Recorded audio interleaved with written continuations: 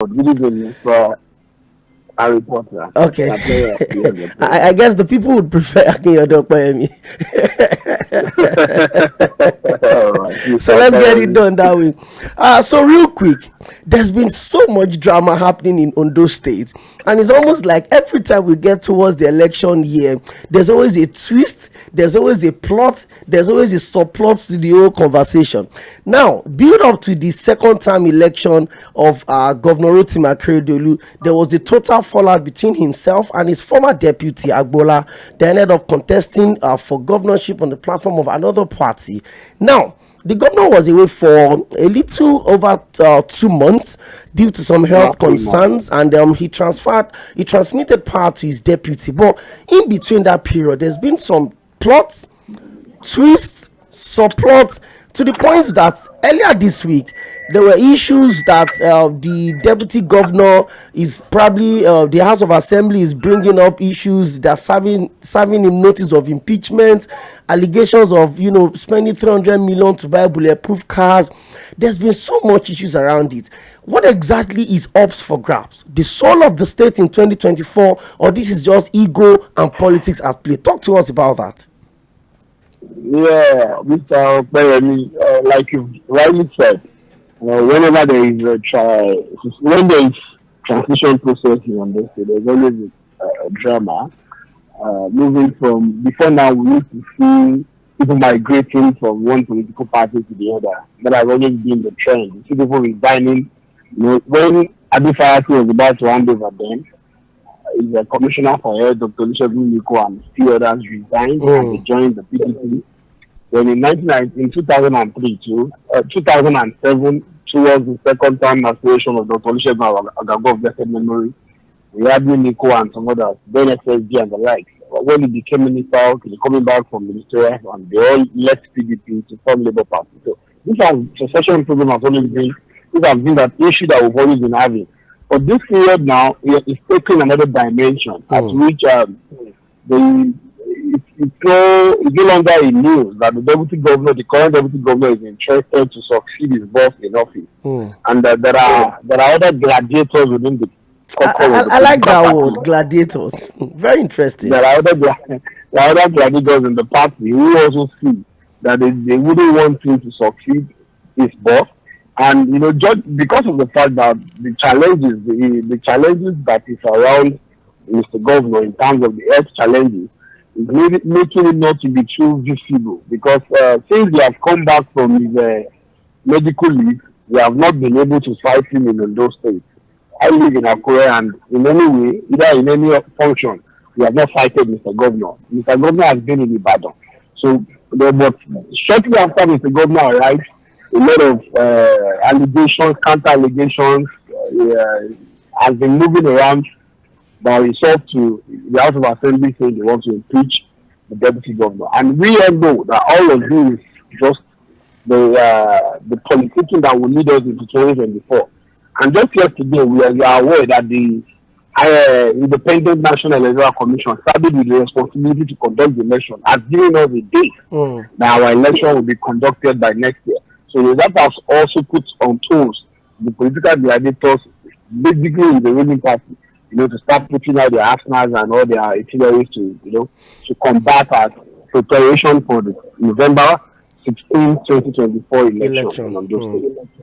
Okay, it's going to be a very, very brief conversation. I just really needed someone on ground to jump into this conversation for me.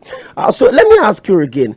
This same script played out prior to the second term election. That's the re-election bid of Governor 𝗪𝗪𝗪𝗪 𝗪𝗪𝗪 that led to himself and his former deputy 𝗪𝗪𝗪𝗪 breaking off and leading to a lot of messy public display of, I don't want to use the wrong word.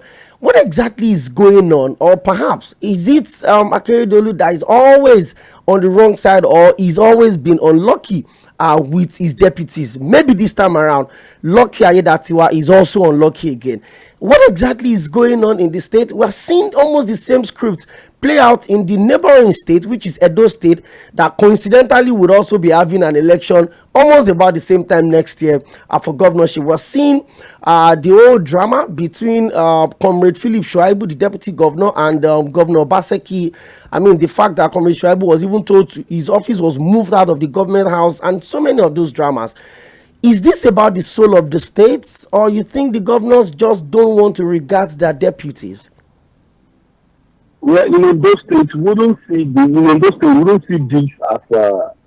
as anybody saying they want to save the soul of Ondo State, because governors in Ondo State in the last 4 months have been reduced to nothing in Ondo State. Governors have been reduced to nothing. When other states were coming out to talk about palliative, when other states were coming out to form palliative measures to combat the result of fuel subsidy, Ondo State was in no place to do anything, because governors in Ondo State have been totally sacked. And coming back of Mr. Governor has probably gave some person the enablement to carry out their shenanigans. The allegations that they were put out against Mr. Deputy Governor, if you clearly read everything, you will see that there were some of the allegations that they even said he has perpetrated even as a deputy governor. We heard some that they said happened in January. He became acting governor sometimes in June. Was it June? Sometimes in July. Yes, in July. That was when he became acting governor. And there were some of the allegations that they wrote that happened earlier in the year. In January and some in March. So we need to see that these were just flimsy allegations that could not be substantiated. And like the citizens have all come out to say no to this, because this is not the time to play politics with the people's lives. The government at the moment is nowhere to be found. We need to, and these people came up with joint tickets.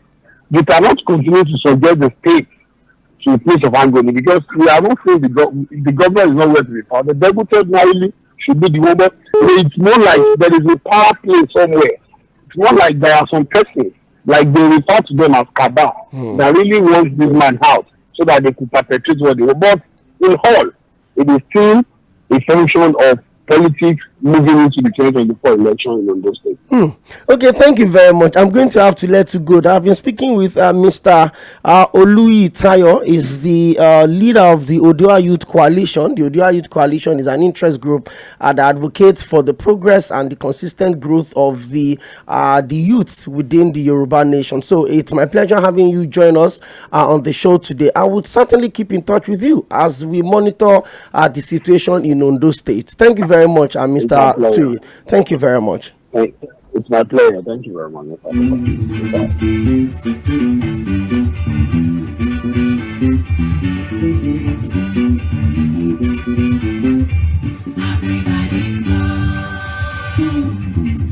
Okay, welcome back. That was a very quick stopover in Akure, the capital of Ondo State. I mean, I'm always really interested in the politics of election. It's a different ball game. I mean, people would always tell you that when we do politics and then when we finish election, we get into governance. I'm always really interested in all of the tricks and the twists and the dramas as we build up to election. Now there are going to be elections in Bayelsa State, in Kogi State, and in Imo State this year. And by next year, Ondo State would have its election on the 16th of November, and the plot is getting really crazy. When the governor of the state was out of the state for over almost 3 months for medical reasons, he transmitted power to his deputy, 𝗪𝗪 𝗪𝗪, and we hear that the deputy governor called for executive council meeting twice, and the commissioners did not honor his invitation to come and meet as regards the state.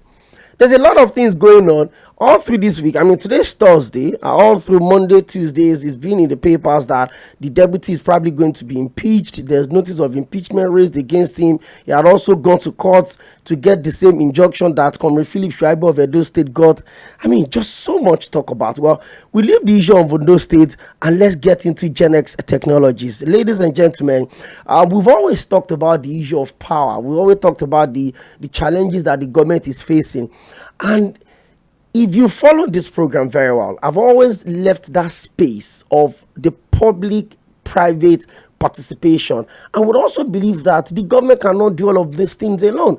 There are individuals that are ready to put the money where their mouth is, that believes in the progress of this country, only if the government can provide a level playing ground for them. Now, at Genex Technologies, they model their renewable energy solutions towards ensuring longer energy conservation, green environment, and cost effectiveness. Ladies and gentlemen, in the studio with me today, I have the Chief Strategy Officer of Genex Technology, Mr. 𝗵𝗵𝘁𝘀𝗪 𝗪𝗴𝘁. Good evening. Thank you for joining us live in the Situation Room, Mr. 𝗵𝗵𝘁𝗀𝗪.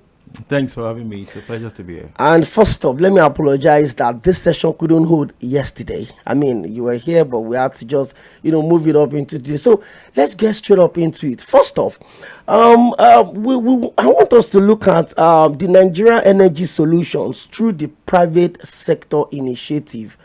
We can't deny the fact that the government won't do these things alone, even though the government would always hold the key in terms of policies to help private sector operators like you to thrive, provide a level playing ground, a unified tax system, all of these things. But let's talk about this involvement. How do you think the government can collaborate with the private sector, to help to deliver some of these things to the people? Okay, thank you. And once again, I'm happy to be here. To discuss these issues that are germane not only for us as a company, but that are germane to us as a country, and of course that is germane to us as people living on this planet that we want to conserve a long time. Now, government does one thing at its best, and government ought to do something at its best. Two things really. Number one is to provide an enabling environment for businesses to thrive. Then secondly, now to come up with incentives and policies that allows small businesses to thrive. Now, anything beyond that, the government is dipping its hand into something that it cannot control. So when it comes to public-private partnership in the power sector, it's a conversation that has been enduring. Okay, if you trace what we've achieved, the kind of installed capacity we have, and how we struggle to generate power over the last 7 years, I think during the Obasanjo years, we spent an humongous amount of money trying to resolve the power crisis to no avail. So that tells us that there needs to be new thinking, there needs to be involvement of the private sector into the initiatives that the government is going to come up with. And it is very much so, given the contribution of small businesses to the GDP, given their contribution to employment in the economy. So initiatives needs to come from the private sector. And there is no other time to do that except now. No. Okay, so let's get straight up into it again. I think it's always going to be very important, the issue of incentives. Yeah. During the COVID-19, the government, in its own little wisdom, tried to provide, soft landings for some, especially within the public sectors. But the private sector kept coming out to say, hey, we are huge employers of labor. The government should also reach out to us. A lot of businesses went flat, went down, closed shop because of the devastating effect of the COVID. Even before then, Nigeria was literally just stepping out of a recession, trying to gain our balance, and then the COVID came, and then it just led to a lot of chaos and all of that. But in view of that, how big do you think the involvement of the private sector is in driving the economic policies of the government? Well, you cannot overstate that. Now, let me tell you what happened during COVID. Imagine from COVID, there was global demand. Mm-hmm. Fossil fuels, the pricing of fossil fuels went higher up globally, and that has affected the Nigerian space. The easiest way for small businesses, just like our own businesses, generally, is to say, hey, our workers go home, or not even delve into investing in the country. I used to tell people that the easiest business now, and you can verify that, is to invest your money in foreign exchange, keep it somewhere. Then in a year's time, you pull it out again. You'll be a millionaire overnight. And you've seen that happen. If you've invested, if you kept $1 million somewhere, do you know what you're going to be worth now? 4 months ago. But companies that begin to still invest in the business, retain their staff, needs to be incentivized because they're contributing a lot to the economy. And there are ways for you to do that. You mentioned something about incentives. During COVID, we've seen quite a number of governments across the world incentivize small businesses, to be able to continue to run during that time. Okay, we didn't see that here. What happened here was that small businesses out of their own went all their way to continue to do business. I think there was a kind of initiative called the COVID-19 credit facility that were given to individuals. But for instance, if you were a business just like Genex that imports businesses or that imports inputs of your businesses from abroad, then you are going to be severely affected because all ports were closed down. So it is very important that the government comes up with targeted incentives, and that is why we're bringing people together this Friday to discuss all those things. Because when you look at a specialized sector like our own ecosystem, you need to actually tailor incentives to encourage companies who are investing in that sector. You have to be specific. Yes, you have to be specific. I mentioned somewhere this morning that in the US, the US government is providing incentive for individuals to even adopt solar.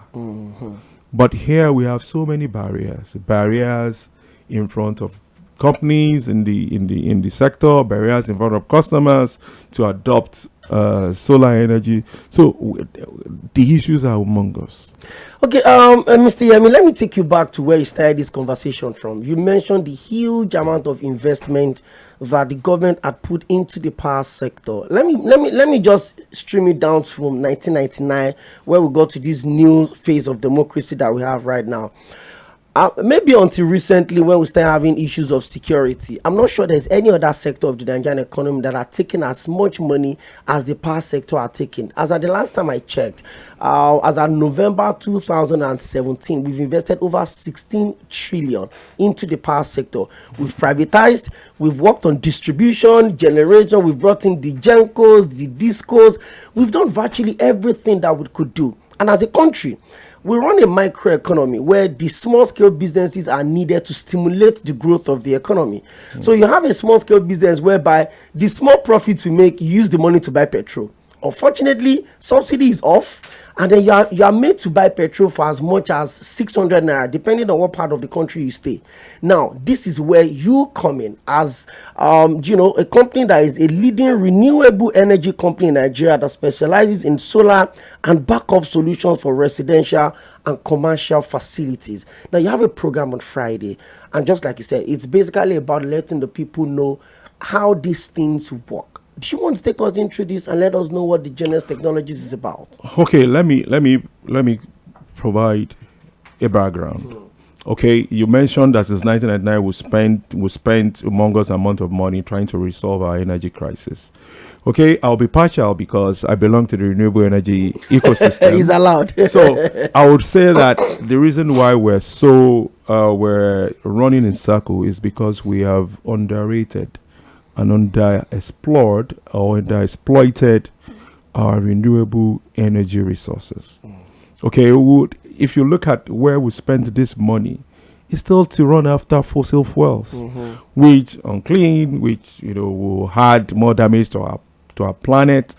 Now, if you look at the abundant resources we have, let's look at solar, for instance. The solar, Nigeria is a country that is blessed with abundant sun, and just a few days ago, the GENCO coalition, came out with a report that we could actually generate 470,000 megawatts of electricity. That is something that we're running in circle to achieve with all those 16 trillion. And what that needs is to provide incentives, to provide encouragement to renewable energy companies in Nigeria to tap that resources, and let's move on. So going back to our program on Friday, and that's one of the reasons why we're bringing people together. It's an annual program that we organize, so bring in policy actors, we bring in experts, we bring in technology experts.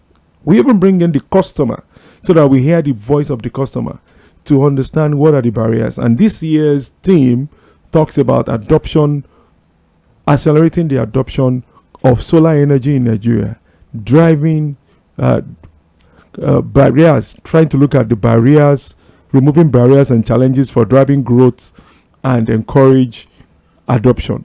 And that is very key, because we understand that if we deepen the penetration of solar adoption in Nigeria, we'll be resolving most of the crises that we have, especially for small businesses. Okay, now that you've made mention of solar, let me give you a quick story. Sometime last year, a friend of mine was relocating out of the country, and he was actually selling off a few of his properties, and he offered a particular model of solar, and I think 3 panels big and all of that. And I'm like, okay, this is way too big for where I stay. That's my own small apartment and all of that. And I turned down the offer. So you're shaking your head for me. I'm shaking my head for myself all through the year. So when the issue of the subsidy removal came up, I felt okay. It doesn't make so much sense for me to be buying petrol for 600 and all of that. Let me check into the solar market and see what the solar panels are talking about. Mr. Emi, don't let me complete this story, because the solar that I was offered just, I think, 170,000 by my friend in November last year, half of that same size is now being sold for almost 400,000 naira, because the moment the price of petrol went up, obviously the demand for solar also went up. Ultimately, the price would go up. So lead us into what we're expecting to work with on Friday. I have a program on Friday, 9 a.m. for the Green Carpets, the 10 a.m. for the colloquium proper, and it's going to happen at the Radisson Blue Hotel at Ikeja GRA on the 29th of September. That's correct. I want to attend. A lot of people listening to you right now want to attend. Talk to us about what to expect, and just majorly about the program. I know very well that the theme is accelerating the adoption of solar energy and the strategies for overcoming barriers and driving growth. The issue of driving growth is really, really important. Mr. Yemi, talk to us about that. Okay, let me tell you about your story. Let me say something about your story. Your friend, is a very good friend.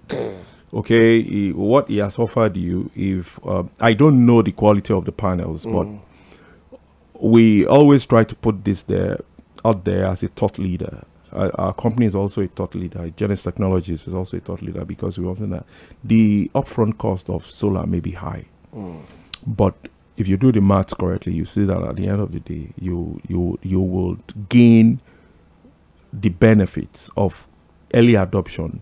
Okay, so, and it has to do with getting quality components from the beginning. Okay, so let's talk about the program on Friday. Unlike adoption, there are no barriers for coming to our program on Friday, or for attending the program on Friday. But we've seen so far, because the event has gained traction since last year. So we have over 1,000 registrants. Okay, but what we've used the criteria that has to your relevance to the industry, if you're a policy actor, if you're part of the ecosystem. Investor. Yes, so we've used that criteria to screen people that would attend. But you can also join us online.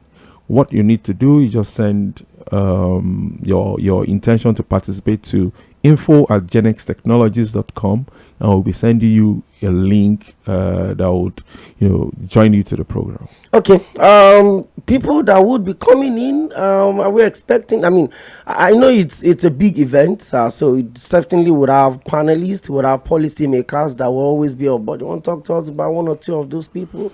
Okay, we have 2 panel sessions that we've and they are strategic for us, because there are issues that are happening within the industry, and we feel that will help lift Nigeria away from the current energy crisis we have. The first panel session is talking about the local production of solar components in the country, which is germane.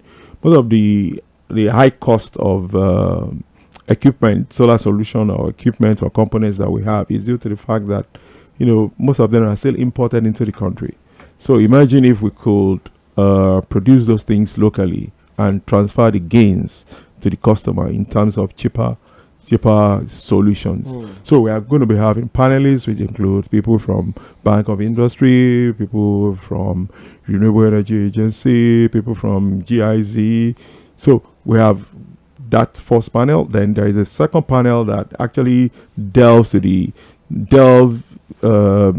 the issue of financial barriers to adoption. And we're bringing financial institutions to discuss that and tell us, innovative financial solutions that they could help give the end user, so that we can also deepen adoption at that level. There are two categories of people, just like categories of products. We have products for MSMEs, we have products for commercial and industrial customers, we have products for residential customers. So we have financial solutions must target each category of customers. Okay, it looks like it's going to be a very engaging conversation, but I will need to take a quick break right now so that you have an idea of what GenX Technologies is about. I would play you more like an insert, yes, so you have an idea of what we're talking about. I've been speaking with Mr. 𝗵𝗵𝘁𝗪 𝗪𝗴 as the Chief Strategy Officer of GenX Technology, and the show today we're looking at the Nigerian energy solutions through the eye of the private sector initiative, as against the program that is going to be coming up this Friday, the 29th of September at 10 a.m. I will take a quick break. We'll come back. The Situation Room still continues on Mainland 98.3 FM, the sound of Lagos.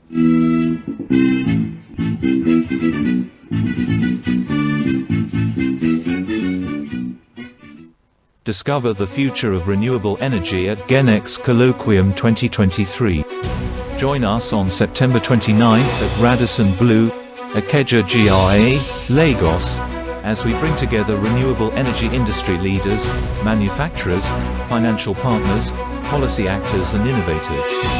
Unearth solutions to industry pain points, ignite collaborations, and shape the green energy landscape as we discuss the theme accelerating the adoption of solar energy, strategies for overcoming barriers and driving growth. Be part of the conversation that powers a sustainable tomorrow. GenX Colloquium 2023, September 29th, 10 a.m. Radisson Blu, 𝗪𝗪𝗁 GRA, Lagos. Secure your spot now. Together, we're shaping the future of renewable energy. GenX Technologies, next generation energy solar. You're listening to Mainland 98.3 FM.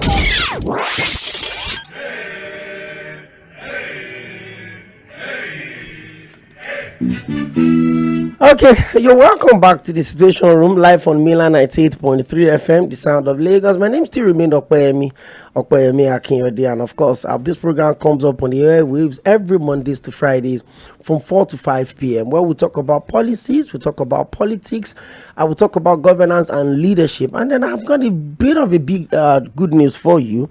From next month, the program will be extended to 90 minutes. It's always a big problem, especially when we have to, pull it off on days where we have massive conversation and big guests. Extend the time. Ladies and gentlemen, the management of the station have been gracious enough to give us additional 30 minutes. So it's going to be some good time from next month. The Situation Room is now from 4 to 5:30. Ladies and gentlemen, I'm welcoming you again, but we're going to be starting that next week. Let's get back to the conversation. Before we play that, promo, I've been speaking with Mr. 𝗵𝗪𝗁𝗪 𝗪𝗧 from GenX Technologies, and of course, you know what we've been talking about. I'm really interested in this conversation on Friday. Reason that I'm not even going to lie. Since 29th of May, when the announcement on the removal of subsidy was made official, my spending cost had reduced for feeding. It has increased on petrol because where I stay, they rotate lights, and the time you are supposed to have your own rotation, you will not have it. 4 days, 1 week, you will not have light. So I'm really interested in this. Now, for someone that wants to be at the colloquium on Friday at the Radisson Blu, What are the expectations? What am I expected to get? What am I expected to come with? And then do I need to belong to any social circle? Maybe I'm an elite, classism culture. Talk to us about what we should expect on Friday, or maybe what the participants should come with, or how I can participate. Okay, everybody can participate in the Genex Colloquium on Friday. Or what we need you to do, if you have the passion for the industry, or you are very active within the ecosystem, we'll welcome you with open hands. Because like we said, this is a conversation that we want to have. And, we've also invited our competitors as well. Because at Genex Technologies, we're always thinking about collaboration. We want to collaborate with competitors. We want to collaborate with government. We want to collaborate with our customers to ensure that we provide innovative and sustainable solutions, to the Nigerians' energy problem. So if you want to participate, you just need to come with your thought-provoking questions for our panelists, because we're bringing people from government, people from the industry, people from commercial and industrial customers, even from residential customers, because we also think that we need to get the voice of the customer. Sometimes policies are done top-bottom, but we also know that if we get the voice of the customer and we try to bottom up, discussions and agreements at the colloquium is going to be aggregated and sent to policy actors so that they can work on. So it's not just the regular, come in, just talk and leave. It's more like at the end of the day, we'd expect probably a policy recommendation that the government would have to look into. Now let's talk about competitiveness. I made mention of the fact that in the last few months, the price of solar, the panel, the component had gone really high for obvious reasons. You look at how much, maybe for instance, someone like you spend 7,000 every day each time you fuel your generator and all of that. In fact, these days, putting on a generator now is like a luxury. If everybody is in the neighborhood, they are asleep, and your generator is still on, you feel awkward. You have to quickly go and put it off before they give you a bad feel. But let's talk about the competitiveness of some of these components. I've gone through your website, and you do a lot of solar panel, batteries, hybrid, auto sensing, inverter for microgrid, on and off grid. You do quite a lot of stuff at Genex Technologies now. But the prices of these things sometimes can be ridiculously high, especially if it has to do with maybe commercialization, maybe not necessarily for residential and all of that. Why is that so? Okay, for a number of reasons. Now, I'll tell you, you will be doing yourself a lot of good if you're interested in the industry if you get quality products at that, in quote, high pricing. But it will be double jeopardy if you get substandard products at that price, at that high price. And that's because and that's one of the things that we exist to reiterate within the sector. Okay, we need to be sincere to Nigerians. The upfront costs of quality solar components are high, relatively high. Okay, and that has not been helped with the issues that we had with the exchange rate, because most of these inputs are imported. Okay, so we can say that in reality, solar is not cheap, at least the upfront cost. But if you do the math, I mentioned it while you were making a question, that if you do the math over a long time, you find that there are huge benefits for adopting solar rather than continue with fossil fuels. Because I mentioned when we started that we're not only helping, solar energy is clean. Secondly, you're protecting the environment, which we're all stakeholders in protecting the environment. So in Genex Technology, what we've done, and it's intentional and strategic, is that we bring in quality solar panels. Okay, so quality solar panels for our teaming customers. We do not do second-hand panels. So we have panels, we have inverters, we even have batteries, and to even ensure that the cost is reduced to our customers, we've domesticated the production of some of the components in Nigeria, like some of the accessories we've used. And one other thing that we've also done is that we have financial partners who are also willing to provide take up the cost of our customers so that they can spread the payments over a period of time. So the upfront cost is taken off by our financial partners, and then the customer can pay over a period of time. So those are some of the initiatives that we've gone. So you're getting quality equipment from us that will serve you. For instance, the panel alone will serve you. Our panel, not all panels. Our panels alone will serve you for over 25 years. Ha! So the story is you said about your friend. If your friend is offering you a panel at the panel that we sell, you've missed out. Well, see, I'm beaten already. Don't beat me any further. Because it's just like when someone offered me something like 3 items, for instance, and then I felt like I don't need it and all of that, and then I went to the market and I went to price half of those 3. Let me say one of those 3, and it's almost time 2 of the price that I was supposed to say. Let's Mr. Amy, let's leave that conversation, please. Don't let us go back into it. Okay. I mean, a lot of people want to join this conversation, so we'll have to keep the lines open. 0913-600-0410. And I've been having a conversation with Mr. 𝗪𝗵𝗂, the Chief Strategy Officer of GenX Technology. They've got something really interesting coming up on Friday at the Radisson Blu. It's 10 o'clock. Well, for those of you that want to the old backdrop paparazzi stuff by 9 o'clock, you probably can come around before the program starts. It will allow you to fraternize and relate with policymakers and individuals that you may want to be interested in. So it makes a lot of sense for you to even get there quite early. And it's not a public event. It's not holding at the stadium. So you definitely know that there's something about controlled crowd. So you have to make intentions known. And then he's going to tell you where to send your interest if you want to be a part of the conversation on Friday. It's 10 a.m. 0913-600-0410. I know a lot of people have questions. Why do we also have to abandon power? Have we given up on Nigeria fixing the power problems? I'm asking you this question, Mr. Emi, because if you're providing alternative now, it means that, you know what, this one cannot work. What about people that can't afford solar?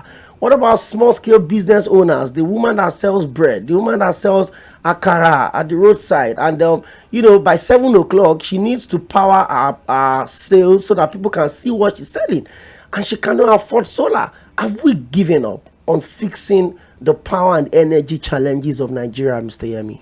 Okay, we've not given up. And, to be fair to government, there have been steps taken. You understand the Siemens project that we've been talking about. So, and also, just a few days ago, the Minister of Power came out to say that by 2026, we would have capacity about 20,000 megawatts. But that aside, countries who resolve their energy crisis look at a robust energy mix. Okay, you can't just focus on one and think that you want to you want to focus on one aspect of power, especially when your country is blessed abundantly, as we are blessed with the sun. So you have to look at the energy mix that suits your country. In advanced countries, they use nuclear power. Some of them still use coal up to today. And some of them still adopting energy. So there must be, the energy mix must be right and must be adaptable to your environment. Okay, so because when you, for instance, I think it was during the Fashola regime that we identify the plateau with the wind for the wind turbine. Well, we can do that. So we can also adopt that. So we are blessed with renewable energy resources. While we allow the government to fix the grid, and when you should only understand that from the point of view of cost, solar is cheaper. Subsidy was removed, a few weeks ago, and you could see your energy bills going out even when you use the grid because it's not cheap. So, but here you have solar energy that is abundant, that is renewable. So, from the cost point of view, then it makes sense. You can, as an individual, you can also have that mix. While as a country, we are also to invest in a robust energy mix for our people. So, for the woman selling barley, I want Nigeria to get to that level where solar becomes an household adoption, where people understand that yes, I can harness the power from the sun and I can use it for productive use for my day-to-day activity. Whether you're a small-scale farmer, you're a small cape householder, you're a small business, you're a medium business, we can all talk renewable energy because that's where the world is moving on. I read about Nissan yesterday that said that by 2030 they're going to go fully electric, and that is clean. So we need to be forward thinking, and solar is the future. Really. Very interesting. Thank you so much, Mr.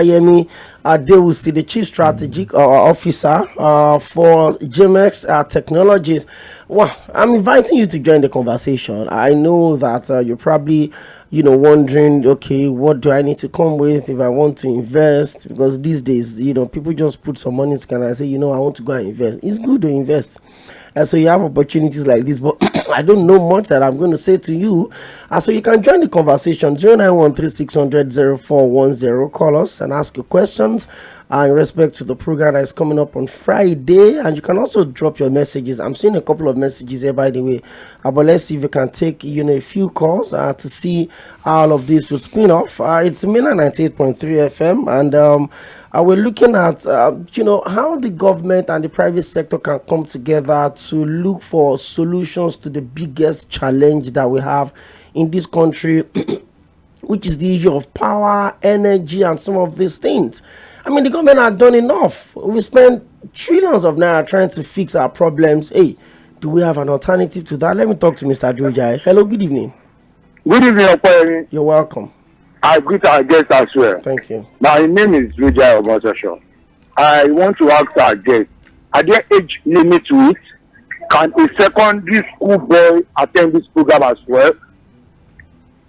That's just my question. Okay, thank you. 0913-600-0410. Let me take more some messages that we have here. This one says, my name is Femi from Bagada. The Ondo State governor is being arrogant. Okay. I didn't get a message. Okay. He had problem with his former deputy. Now he's having problem with his current deputy. I think it's 𝗪𝗪𝗁𝗪 that is having issues with himself. Okay. I think we'll actually talk about that much more tomorrow on the show. Hello, good evening. Hello, good evening, Mr. Kwe. You're welcome. Your name and where you calling from? My name is Mr. 𝗪𝗪𝗁𝗪. Mr. 𝗪𝗪𝗁𝗪 Calling from 𝗪𝗪𝗁𝗪. From 𝗪𝗪𝗁𝗪. You're welcome. I greet your guest in the house. Thank you. I have a question for him because I have been longing for this solar, though I'm a graduate of electrical engineer. So I paid money for this for all these roadside technicians that are into solar to learn. Although I have learned partially, but I want to perfect it. Would they have any avenue to train people there? Okay, thank you very much. He's also going to respond to that. 0913-600-0410. Keep the calls coming in. Let's take as much as we can take, and then my guest will just respond to some of these concerns or questions being raised. Well, Mr. 𝗪𝗪𝗁𝗪, let's talk again on Friday. Maybe we should just respond to some of these things. Are there age barriers? I think I talked about social class also. Do I have to be a big man? Do I have to be a prospective investor? Or I just want to come around to understand how some of these things work. So the opportunities that I had though in November last year, I will not miss it, or other people will not miss it like I did. Talk to us about that. Okay, like I mentioned earlier, there are no barriers to attendance and participation. Okay, let me give you something that happened last year. One of the critical questions that we had during the colloquium last year was asked by just an individual that registered. Sorry, Sam. Let me pick this call. Hello, good evening. Hello. Hello? Please, kindly help me put down the volume of your radio, or you move away from it completely. Hello? Hello? You're welcome. Okay. Yes. I want to ask your guest, how localized are your components in the face of this high cost of foreign exchange? How much of the solar thing you manufacture Have you been trying to localize some of the components? How have you been going about that? Is it all importation? That's my question. Okay, thank you very much. More calls are still coming in. Just continue. Continue. You can respond to this one also. Okay, so I mentioned about a very critical question that was asked by someone who registered, anonymously through our channel of registration last year. So there are no barriers to participation in the colloquium this year, but he mentioned a secondary school student. Okay, and because we've even currently we have over 1,000 people that have signified interest to participate, and we have to critically look at your relevance and your activity within the sector to send you an invite. So the answer would that we would not be able to accommodate a secondary school student for participation in this year's colloquium. Okay, so the gentleman mentioned about roadside electrician that did an installation for him. One of the challenges in this sector, and which we will touch on briefly at the colloquium, we delved into it last year, is to look at standardization in terms of installation and standardization in terms of components. But to resolve the problem, we actually have an academy. There's a 𝗪𝗪𝗃 academy that trains people on how to be installers and to be good best practices within the industry. So over the last few years, we've trained over 1,000 engineers to be professional installers. Because what you've seen is that, just like you mentioned, every roadside electrician thinks that they can do solar. They can do solar installation, and they are different. And we have a kind of world-class inverters and solar panels and batteries that you need to be a professional before you can install them, so that it can be sustainable for the customer. So we have a 𝗪𝗪𝗃 academy. If you go on there, it's the end to show today.